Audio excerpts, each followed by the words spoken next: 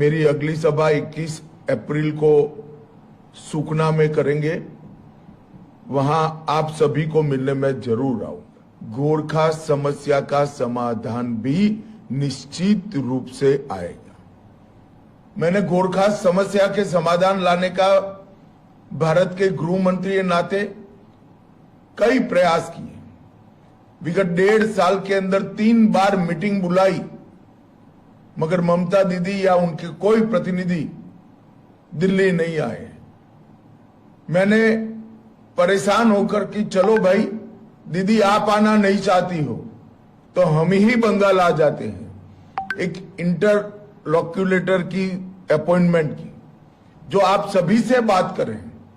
उन्होंने ममता जी के साथ और सरकार के साथ भी बात करने का प्रयास किया, मगर वो उनको समय ही नहीं दे रही है, क्योंकि वो नहीं चाहती कि दार्जिलिंग की पहाड़ियों पर रहने वाले सच्चे देशभक्त गोरखा भाइयों को न्याय मिले, उनका अधिकार मिले। मगर आप चिंता मत करिए, 5 मई को सरकार बनने के बाद भारतीय जनता पार्टी की बंगाल सरकार की प्रायोरिटी होगी कि संवैधानिक फ्रेमवर्क के अंदर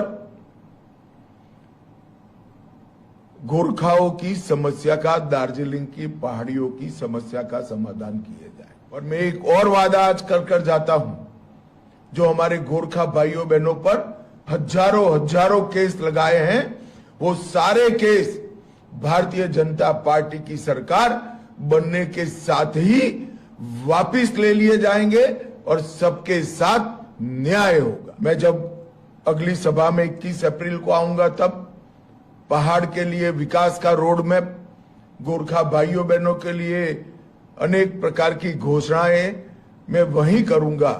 परंतु तब तक मैं आप सबसे क्षमा प्रार्थी हूं कि आज मैं आपको दार्जिलिंग की पहाड़ी पर आकर नहीं मिल सकता, मगर जब मैं आऊंगा तो बहुत डिटेल बात करूंगा। आज इतना ही कहना चाहता हूं कि सरकार बनने के बाद गोरखा समस्या का, दार्जिलिंग की समस्या का निराकरण हमारी प्राथमिकता होगी और सारे गोरखा आंदोलनकारियों पर जो राजनीतिक केस डाले गए हैं, वो सारे के सारे हम विड्रॉ कर लेंगे।